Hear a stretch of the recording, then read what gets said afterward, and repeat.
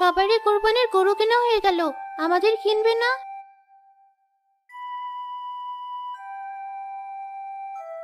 বাবা, কিছু বলছো না কেন? সবাই প্রতি বছর কোরবানি করে কত কষ্ট খায়, কিন্তু আমরা তো কিছুই খেতে পারি না। এবার তুমিও একটা কোরবানি দাও। ঠিক আছে মা, তুই কোনো চিন্তা করিস না। এবার কুরবানি ঈদে তুইও অনেক গুস্ত খাবি। সত্যি বলছো? তাহলে কি এবার তুমি কোরবানি করবে? হ্যাঁ মা, সত্যি বলছি। এবার তুই আর মন খারাপ করিস না। যা, গিয়ে খেলা কর। মেয়েটা আজ কদিন হলো শুধু কুরবানির কথা বলছে। এদিকে আমার যে সামর্থ্যটুকুও নেই ছোট একটা বাঘেও কার সাথে কুরবানি করব। ও ছোট মানুষ, ওকে সেটা আমি বোঝাতেও পারবো না। বসে বসে এমন করে জিমাচ্ছ কেন? কি হয়েছে?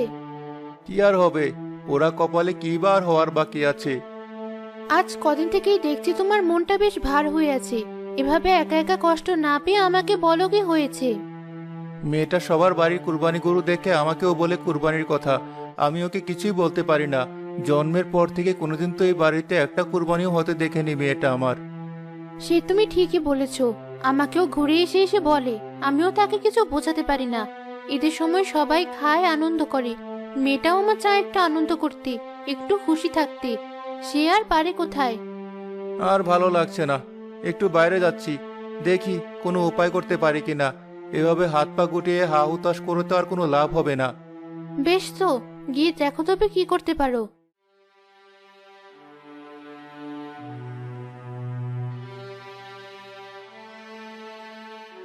জহির ভাই, মুখটা এমন গম্ভীর করে কোথায় ছুটছো?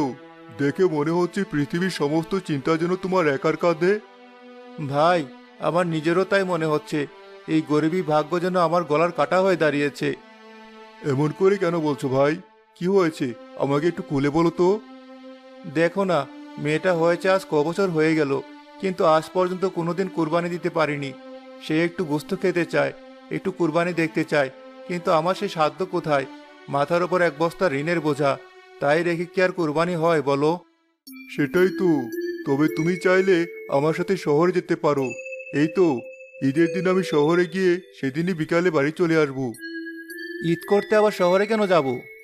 আরে ভাই, তুমি দেখছি কিছুই জানো না। আমি বলছি তোমায়, শহরে যারা থাকে তারা তো একে অপরের গরু কুরবানি করতে সাহায্য করে না। আবার অত মানুষও নেই।